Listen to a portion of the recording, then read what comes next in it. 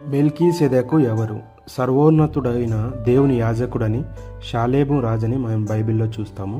కదొర్లాయోమెరును అతనితో కూడనున్న రాజులను ఓడించి తిరిగి వచ్చిచున్న అబ్రహామును అతని సేవకులకు రొట్టె ద్రాక్షారసం ఇచ్చి తృప్తిపరిచినాడు. అబ్రహాము తాను కొల్లగొట్టిన దానిలో 10వ భాగం చెల్లించి మెల్కీసెదెకు దీవెన పొందాడు.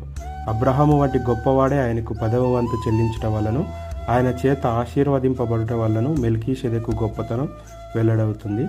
హెబ్రీ గ్రంథకర్త క్రీస్తును మెల్కీసెదెకుతో పోల్చుతూ ఆయన ప్రధాన యాజకత్వాన్ని గుర్తు చేస్తూ ఇలా చెప్పాడు: ఆయన సంపూర్ణ సిద్ధి పొందినవాడై మెల్కీసెదెకు యొక్క క్రమంలో చేరిన ప్రధాన యాజకుడని, దేవుని చేత పిలువబడిన తనకు విధేయులైన వారందరికీ నిత్య రక్షణకు కారకుడాయన.